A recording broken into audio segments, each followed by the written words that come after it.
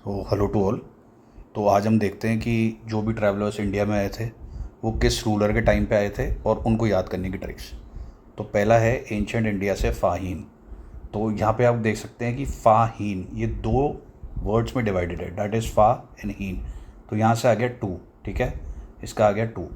Plus आप ये देखेंगे कि जो भी ज़्यादा गोरा होता है या जो भी ज़्यादा चमकता है तो उसे बोलते हैं अरे तू तो चाँद जैसे चमक रहा है, ठीक है, तो चाँद जैसा गोरा है। और जो नॉर्मल लोग होते हैं, ठीक है, वो उससे हीन भावना से देखते हैं, उससे उन्हें जेलेसी होती है उसको देख के तो यहाँ से निकल के आ गया हीन। तो किसे हीन भावना से देखा जाता है? जो चाँद जैसा गोरा होता है, डेट इज़ चंद्र। तो फा हीन दो पार्ट्स में डिवाइडेड टू। हीन भावना से देखा जाता है किसे? जो ज़्यादा गोरा होता है, चाँद जैसा चमकता है। तो यहाँ से निकल के आ गया चंद्रगुप्त टू, ठीक है। तो ये फर्स्ट ट्रैवलर और उसके रूलर को याद करने की ट्रिक, ठीक है। दूसरा देखते हैं, दूसरा है डाइमैकस।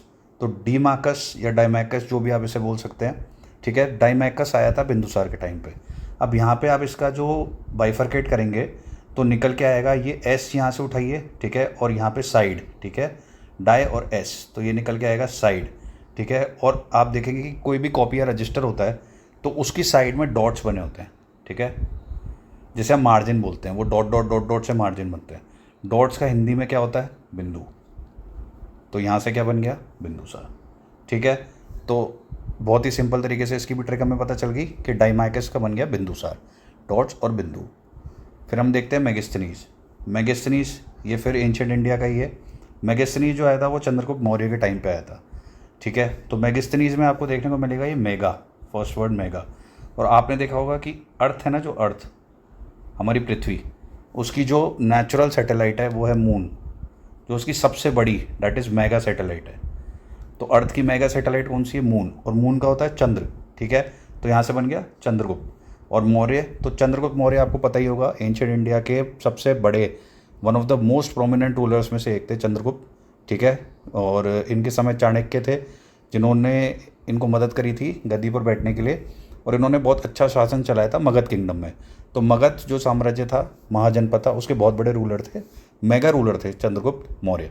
तो इस तरीके से ये ट्रिक भी हमने देख ली कि मेगास्थनीज किसके टाइम पे आया था? चंद्रगुप्त मौर्य के टाइम पे।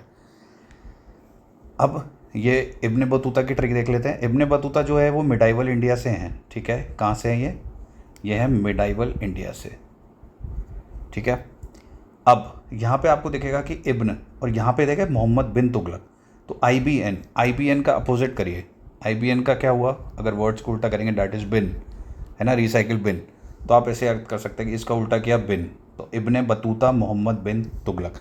आप कंफ्यूज भी नहीं होंगे अगर सपोज करिए ऑप्शन में देता है गयासुद्दीन तुगलक या फिर फिरोज शाह तुगलक, तो आपको पता है कि नहीं, बिन से मुझे देखना है, तो बिन तो मोहम्मद बिन तुगलक ही है, ठीक है। तो इससे ऐसे करके आपको याद हो जाएगा। लास्ट देखते हैं, William Hawkins and sir Thomas Roe Jahangir. तो यहाँ पे आपको तो जहांगीर में दिखेगा जहाँ, तो सारे जहाँ से अच्छा हिंदुस्तान हमारा। तो हमें पता है कि जो बहुत अच्छा हिंदुस्तान था, सोने की चिड़िया थी, वहाँ पे कौन आए थे? अंग्रेज़, ठीक है, उसे लूटने। और जो अंग्रेज़ आए थे वो पहले कैसे आए थे? In the form of traders, ठीक है, फॉर्म ऑफ ट्रेडर्स, बिजनेसमैन की तरह। तो विलियम हॉकिंस, तो ऐसे याद कर सकते हैं कि विलियम हॉकिंस नाम का इंसान आया है जिसे हॉकिंस कुकर, प्रेशर कुकर की फैक्ट्री लगानी है, तो वो हॉकिंस से याद हो जाएगा। और थॉमस रो को आप ऐसे याद कर सकते हैं कि आर ओ की factory, that is reverse osmosis, जो हम यूज़ कर सकते हैं, करते हैं घरों में, तो उसके लिए आया है।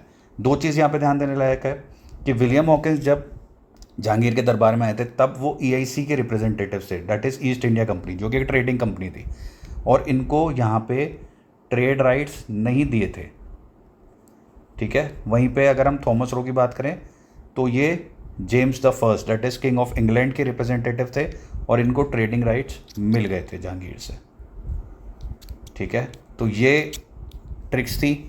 आई होप आपको काफ़ी ज़्यादा इसमें क्लियर हो गया होगा, ठीक है। Thank you so much.